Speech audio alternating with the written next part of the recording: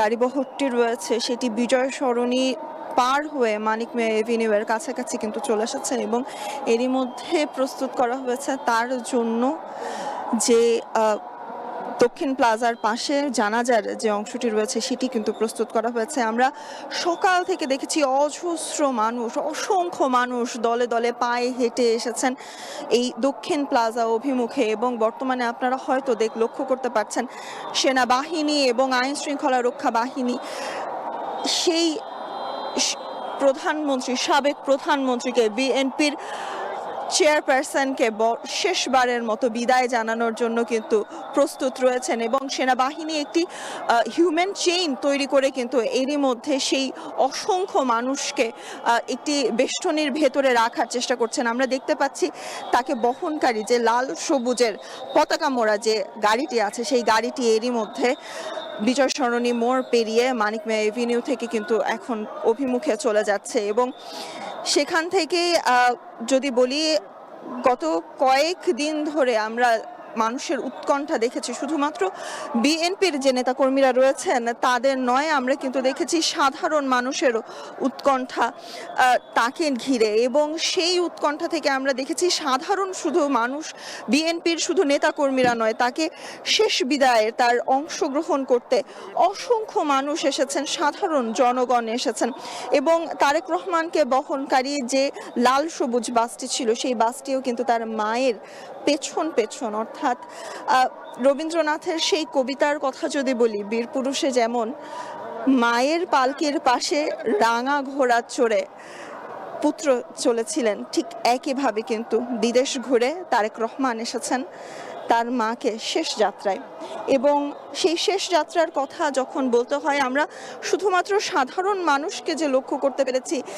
ব্যাপারটা কিন্তু এমন নয়। দেশি বিদেশি অসংখ্য ডেলিগেটস এসেছেন, বিভিন্ন দেশের রাষ্ট্রদূতরা এসেছেন এই বিদায় যাত্রায় অংশ নিতে, তার প্রতি সম্মান জানাতে এবং আপোষহীন যে নেত্রীর কথা বারংবারই উঠে আসছে, আপোষহীন যে নেত্রীর নেতৃত্বর কথা বারংবার উঠে আসছে, সেই নেত্রীকে সম্মান জানাতে এসেছেন বিভিন্ন দেশের যে রাষ্ট্রদূতরা রয়েছেন। এরই মধ্যে বাংলাদেশে যারা উপস্থিত ছিলেন তারা কিন্তু রয়েছেন এবং তার পাশাপাশি ভারত, পাকিস্তান, নেপাল এবং তার ভুটান, বিভিন্ন দেশের পররাষ্ট্রমন্ত্রী কিংবা উপপ্রধানমন্ত্রীকে কিন্তু আমরা দেখেছি এরই মধ্যে এখানে আসতে। পার্শ্ববর্তী দেশ ভারতের পররাষ্ট্রমন্ত্রী জয়শঙ্কর মাত্র 3 ঘন্টার জন্য একটি সংক্ষিপ্ত সফরে কিন্তু এখানে আসছেন, বাংলাদেশে আসছেন বেগম খালেদা জিয়ার এই শেষ যাত্রায় তাকে প্রতি সম্মান প্রদর্শন করতেন। এবং তার পাশাপাশি আমরা যদি জানিয়ে রাখি, পাকিস্তানের পররাষ্ট্র মন্ত্রণালয় থেকে কিন্তু জানানো হয়েছিল প্রথমে উপপ্রধানমন্ত্রী ও পররাষ্ট্রমন্ত্রী ইসহাক দার আসবেন, কিন্তু পরবর্তীতে কিন্তু সেটি পরিবর্তিত হয়ে আমরা দেখেছি তাদের পাকিস্তানের যে স্পিকার রয়েছেন তিনি আসছেন এবং তিনি যোগ দিচ্ছেন এই জানাজায়। এবং তার পাশাপাশি এরই মধ্যে এসে পৌঁছেছেন ভুটানের পররাষ্ট্রমন্ত্রী DN ধুঙ্গেল।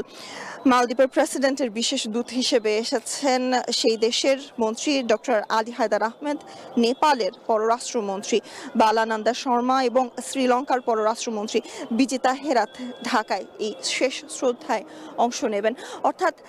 দেশি বিদেশি অসংখ্য নাগরিকের মনের আসলে যে আপোষহীন যে নেত্রী ছিলেন, মুসলিম বিশ্বের তৃতীয় নারী প্রধানমন্ত্রী যাকে বলা হয়, যে আপোষহীন নেত্রীকে নিয়ে বিভিন্ন দেশি বিদেশি গণমাধ্যমে চর্চা হয়েছে, যার আপোষহীন নেতৃত্বর কথা বারংবারই উঠে এসেছে, সেই নেত্রীকে বিদায় দেওয়ার জন্য কিন্তু আমরা দেখেছি গতকাল থেকে তার মৃত্যুর খবর ছড়িয়ে পড়ার পর থেকে বিভিন্ন সামাজিক যোগাযোগ মাধ্যমে রাষ্ট্রপ্রধানরা টুইট করেছেন, বিভিন্ন রাষ্ট্রদূতরা বক্তব্য দিয়েছেন, তার সাথে যাদের সাক্ষাৎ হয়েছে সেই ধরনের রাষ্ট্রপতি কিংবা প্রধানমন্ত্রীদেরও কিন্তু আমরা দেখেছি সেই সময়কার ছবি টুইট করতে কিংবা সেই সময়কার ছবি যা দেখাতে। এবং তার পাশাপাশি কিন্তু আসলে জানিয়ে রাখতে চাই, অসংখ্য মানুষ এরই মধ্যে এসেছেন এই মানিক মিয়া এভিনিউয়ে এবং তারা অপেক্ষা করছেন এই প্রোটোকলটি, আসলে যে নেতাদের প্রোটোকলটি রয়েছে বর্তমানে সেই প্রোটোকল, নেতাদের প্রোটোকলটি পার হয়ে যাচ্ছে এবং এরপরই কিন্তু আমরা সাধারণ যে জনগণ রয়েছে সেই সাধারণ জনগণকে যেতে দেয়া হবে, এমনটাই কিন্তু আমরা লক্ষ্য করেছি। এবং তার পাশাপাশি আসলে জানিয়ে রাখতে চাই, গত কয়েকদিন ধরে যে উৎকণ্ঠা, যে আবেগের কথা আমরা দেখেছি সাধারণ জনগণের সামনে, এবং শেষ তার জনসম্মুখে আসা সশস্ত্র বাহিনী দিবসের সেই দিবসের পরবর্তী সময় থেকেই কিন্তু, অর্থাৎ 22শে নভেম্বর থেকেই তিনি কিন্তু রয়েছেন এভার কেয়ার হাসপাতালে চিকিৎসাধীন অবস্থায়। এবং এই লম্বা সময়টি জুড়ে আমরা দেখেছি এভার কেয়ারের বাহিরে অসংখ্য মানুষকে সমবেত হতে, তার জন্য দোয়া মাহফিলের আয়োজন করতে আমরা বিএনপি পরিবারের পক্ষ থেকে দেখেছি, বিএনপির রাজনৈতিক দল থেকে দেখেছি, নেতাকর্মীদের দেখেছি। এবং তার পাশাপাশি যদি বলি, আজ সকাল থেকে আমরা মানিক মিয়া এভিনিউয়ের সংলগ্ন যে এলাকাটি রয়েছে, খেজুর বাগান কিংবা বিজয় সরণী এলাকা, আমরা শুনেছি সকাল থেকেই মাইকে মাইকে বিভিন্ন দোয়া চলছে। এবং তার পাশাপাশি তার কয়েকটি কালজয়ী বক্তব্য, অর্থাৎ আমি যদি তার পিলখানার বক্তব্যের কথা বলি, পিলখান একজন সাবেক সেনাপ্রধানের স্ত্রী হয়ে, একজন রাষ্ট্রপতির স্ত্রী হয়ে, ফার্স্ট লেডি হয়ে এবং সাবেক প্রধানমন্ত্রী হয়ে, বিরোধী দলের নেতা হয়ে তিনি পিলখানা হত্যাকাণ্ডের পর ছুটে যাওয়ার চেষ্টা করেছিলেন সেই স্থানে। এবং তার যে বক্তব্য, সেই বক্তব্য আমরা বারংবারই শুনেছি, মাইকে ভেসে এসেছে। এবং সেখানে কিন্তু তার যে উৎকণ্ঠা ছিল দেশের সাধারণ মানুষের প্রতি, তার যে উৎকণ্ঠা ছিল অফিসারদের প্রতি, তার যে উৎকণ্ঠা ছিল অফিসারদের স্ত্রীদের প্রতি, সেই কথা কিন্তু আমরা দেখেছি। আমাদের সহকর্মীরা জানাচ্ছিলেন, আপসহীন এই নেত্রীর দেশ না ছেড়ে যাবার যার যে দৃঢ় চেতা মনোবল ছিল, তা এই দেশের মাটিতেই থাকার, সেই দেশের মাটি আঁকড়ে কিন্তু আমরা দেখেছি বারংবার তাকে থাকতে। এবং 7 বার কারাবরণ করায় এই আপসহীন নেত্রীকে তিনি যতবার, যত অঞ্চল থেকে, যত আসন থেকে নির্বাচন করুক না কেন, প্রতিটি আসনেই তিনি জয়ী হয়েছেন। প্রতিটি আসনের যে সাধারণ জনগণ রয়েছে তাদের ভালোবাসায় তিনি সিক্ত হয়েছেন।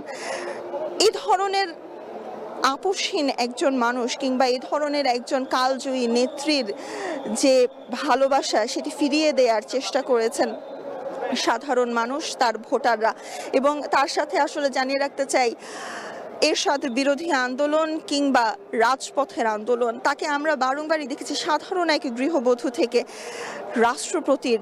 পত্নী থেকে, ফার্স্ট লেডি, সেখান থেকে তিনি কিভাবে রাজপথে এসেছেন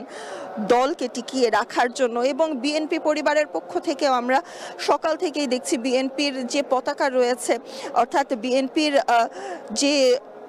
লোগো সম্বলিত যে পতাকাটি রয়েছে, ধানের শীষ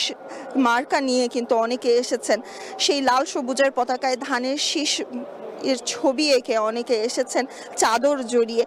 শীতের সকাল থেকেই ভিড় করছেন সাধারণ এই জনগণ।